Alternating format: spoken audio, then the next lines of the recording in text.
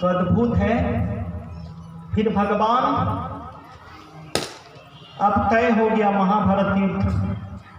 अर्जुन ने कहा युद्ध करने के पहले देख लूं किन किन को मारना है और कैसे मारना है। भगवान कृपा करें, दोनों सेना के बीच में रथ को ले चले कि देख लूं ठीक से किन किन को मारना है, तय कर लूं। आकर जैसे कहाँ रखे, द्रोण और भीष्म के बीच में, जैसे ही देख दी पितामह भीष्म और जो गुरुदेव धनुष विद्या सीखा है उनको मारना है। अब अर्जुन हिलने लगे और गांधी धनुष भी बोलने लगे, जो शिक्षा दिए हैं, जिनसे ये तन मिला है, एक प्रकार जिनसे शिक्षा मिली है, उनके ऊपर अस्त्र कैसे चलाऊं। अब मोह आ गया, कहते हैं मोह सकल व्याधि कर मूला। आसक्ति आ तो सकती है पर जा नहीं सकती, मोह आ गया और धनुष बाण नीचे रख दिए। बोलने लगे अब तो भीख मांगकर खा लूंगा पर युद्ध नहीं करूंगा, मुझे राज नहीं चाहिए, भीख मांगकर खाऊंगा। अपने ही कर्तव्य कर्म से भाग रहे थे। उद्धव जी को बद्रिकाश्रम भेज दिए भगवान, पर अर्जुन को देखो युद्ध करने महादिव्य कर्म में लगाए।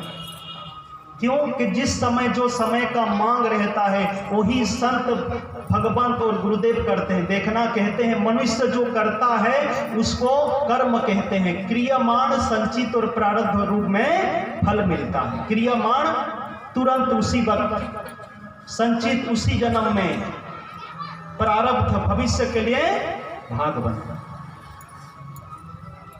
जैसी करनी वैसा फल, आज नहीं तो निश्चित कल। हंसते हुए किए हुए जो करते हैं पाप, वो रोते रोते भुगतना पड़ता है। इसीलिए कर्म करो ऐसा भाई के पड़े ना फिर पछताना, कभी ना कभी यमराज को पड़ेगा मुख दिखलाना। कर्म करो सदा सत कर्म करो।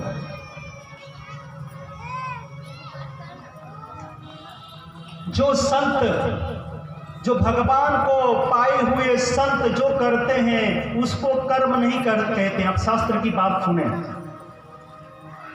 जो संत भगवान को पाए हुए, अब ब्रह्म है, वेद में है अहम ब्रह्मास्मि, अयम आत्मा ब्रह्म, प्रज्ञानम ब्रह्म, तत्वमसि। अगर चार महावाक्यों को लें तो इसका सार और निचोड़ एक है। क्या? एको ब्रह्म द्वितीय नास्ति, एक ब्रह्म के सिवा कुछ नहीं है, बाकी जो दिखता है वो भ्रम है। तो भ्रम में मत जिए, ब्रह्म ही जग जाए, ये कहना है गुरुदेव का, यही कहना है संत ग्रंथ भगवंत का। तो फिर इतने सब दिखते हैं क्या है, तो बोले भगवान भागवत जी में है एक वो हम बहुश्यामी, मैं एक से अनेक बनूंगा और मैं ही लीला करूंगा। अब एक से अनेक बनता हूं तो वही पर ब्रह्म ब्रह्म, ये जो जड़ है ना, देखना कहते हैं दो ही चीज है विशेष, अब देखना जड़ और चेतन है ना। और ये जो चेतन है ये खंड खंड नहीं है, एक ही है, उसको कहते हैं एको ब्रह्म द्वितीय नास्ति। अगर आप खुद को ब्रह्म चेतन मानते हैं ना, अब चेतन है तो ये चेतन सत्ता खंड खंड नहीं है, अखंड है और इसको ब्रह्म कहते हैं। तो आप जो चेतन हैं, आप स्वयं ब्रह्म हैं, खुद को ब्रह्म नहीं मानना ही ब्रह्म है। तो इसीलिए ब्रह्म में जग जाइए, उसी में बापू जी जगाना चाहते हैं। तो सभी जग जाए, थोड़ी कमर सीधी गर्दन सीधी हो जाए, ऐसे तो जगह कम से कम, बाद में बाकी जग लेंगे जैसा। अब वो चाहते सब झोली भर लें तो झोली तो भर ही जाएगी, आज नहीं तो कल सही, है ना। और गुरुदेव का संकल्प है भाई, सुनना जरूरी है।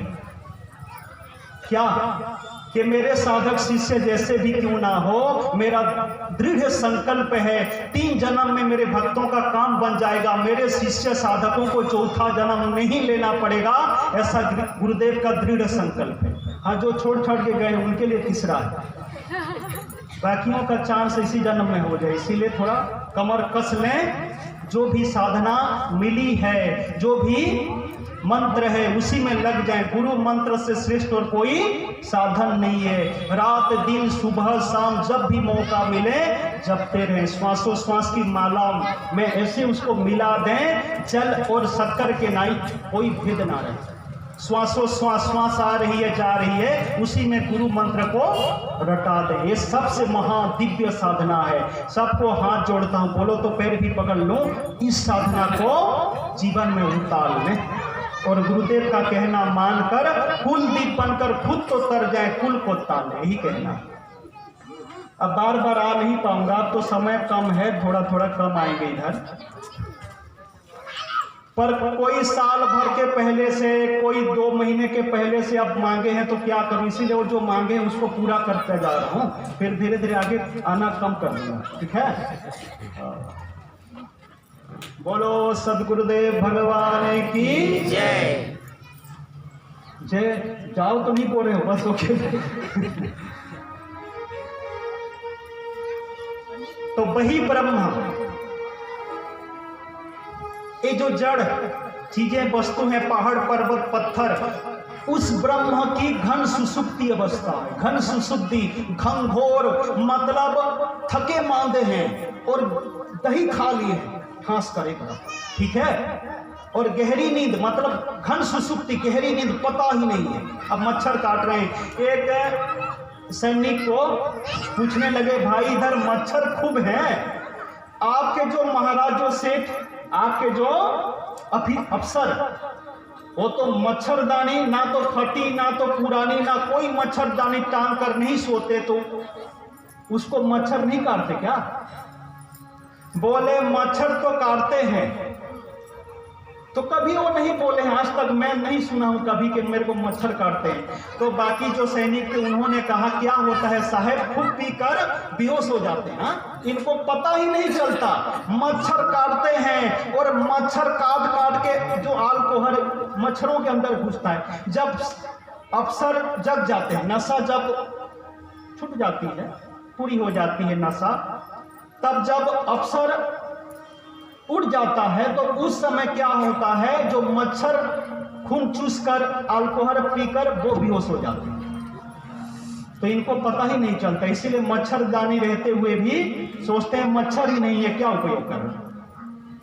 तो उसी प्रकार नशा करके या तो थके मांदे हैं, खूब दही खाकर कोई सो जाए घनघोर, उसको पता ही नहीं चलता है। तो घन सुसुप्ति जो जड़ पत्थर है वो ब्रह्म का घन सुसुप्ति अवस्था है, वही ब्रह्म है, यही कहना है वेद जी। फिर आगे कहते हैं घन सुसुप्ति से क्षीण सुसुप्ति, मतलब सो गए हैं, सपना अवस्था नहीं है, सपना नहीं देख रहे, सो गए, फिर भी भान नहीं है, पता नहीं है, एक क्षीण सुसुप्ति है ब्रह्म का। जैसे वृक्ष हो गए और 1-2 इंद्रियां युक्त जो बाकी जीव हैं, आहार भय निद्रा मैथुन्य, ये वाले जीव हैं, एक क्षीण सुसुप्ति की अवस्था में ब्रह्म जी रहा है। सपना अवस्था मतलब क्या, सपना देख रहे हैं। और शिव जी ने कहा है क्या, ओ मां कहा हूं मैं अनुभव अपना, सत्य हरि भजन जगत सब सपना है ये संसार, भज ले तू राम हरि। कैसे, मोह निशा जग सो बनिहारा, देख ही सपना अनेक प्रकार के सपना देख रहे हैं मनुष्य। तो ब्रह्म मनुष्य के रूप में जो ब्रह्म है, ये सपना अवस्था में ब्रह्म जी रहा है। और जो साक्षात्कारी संत हैं वो जागृत हो गए, जग गए हैं। तो जो साक्षात्कारी संत हैं वो साक्षात परम ब्रह्म हैं, और ऐसे साक्षात परम ब्रह्म की जो शरण में जाते हैं वो ढेर सवेर अपने आप में जग जाएंगे। इसीलिए हाथ जोड़ता हूं, गुरु के सम्मान से भी बढ़कर उनकी आज्ञा पालन है। गुरुदेव जो कह रहे हैं उसी में लग जाइए, जल्दी काम बन जाएगा, यही सार है। इसीलिए 10 मिनट कम से कम सत्संग सुने। कौन कौन रोज सुनेंगे ऐसे कह रहे हैं, कम से कम 10 मिनट दिन भर 10 मिनट मात्र सुनना। कौन कौन कह रहे हैं हाथ ऊपर करना। चलो आना सार्थक हो गया कम से कम। अच्छा हाथ नीचे करो। कौन कौन नहीं सुनेंगे, कुछ भी हो जाए नहीं सुनेंगे, जो करना है कर लो। ऐसे जो कह रहे हैं हाथ ऊपर करो, नहीं सब सुनेंगे। देखो आना सार्थक हो गया, चलो सार्थक हो गया, ठीक है। बोलो सदगुरुदेव भगवान की जय। तो कह रहा था मैं, भारी महिमा है। तो क्या कह रहा था, मनुष्य जो करते हैं उसको कर्म कहते हैं, क्रियामान संचित प्रारब्ध रूप में मिलता है फल। भगवान को पाए हुए जो संत करते हैं उसको क्रिया कहते हैं, उसमें कोई पाप पुण्य नहीं है। साधु से होए ना कारज हानि, समझ रहे हैं ना। भगवान को पाए हुए संतों से कभी भूल नहीं हो सकती, भूल से भी भूल नहीं हो सकती। उनमें जो भूल देखते हैं, भूल तो उनमें नहीं रहती, देखने वालों की नजरिया में भूल रहती, याद रखना, यही कहना है। तीसरा, जो भगवान करते हैं उसको लीला कहते हैं, कृष्ण लीला, राम लीला, शिव लीला। जो भगवान करते हैं उसको लीला कहते हैं, उसमें कभी दोष नहीं दिखना चाहिए। तो इससे कहा जाता है भगवान और भगवान को पाए हुए संतों में कभी भी दोष मत दिखना। हाँ, कोई देख रहे हैं तो उनको समझाने की कोशिश करना, यही कर्तव्य है। तो इसीलिए जो जप ध्यान सुमिरन करते हैं तो भाग्यशाली हैं ही। मनुष्य के रूप में जो जन्म लिए हिंदू सनातन धर्म में, भारत में, भाग्यशाली हैं। उससे और भाग्यशाली हैं नास्तिक नहीं है, आस्तिक है, भगवान को मानने वाले हैं। उनसे भी और भाग्यशाली वही हैं जो जिनको सदगुरु से दीक्षा मिल गई है, ज्ञान मिल गया है। उनसे और भाग्यशाली वो हैं गुरु के प्रति श्रद्धा धूमिल नहीं हुई है, अपितु बढ़ी है, प्रेम बढ़ा है, विश्वास बढ़ा है, श्रद्धा बढ़ी है, साधना में बरकत है, बढ़ी हुई है साधना। उनसे और भाग्यशाली वही हैं जो ऐसे कुप्रचार के समय में सुप्रचार की सेवा करते हैं। ऐसे भक्त सबसे बढ़कर हैं और ऐसे समय में जो लगे हुए हैं सुप्रचार की सेवा में, साधुवाद है।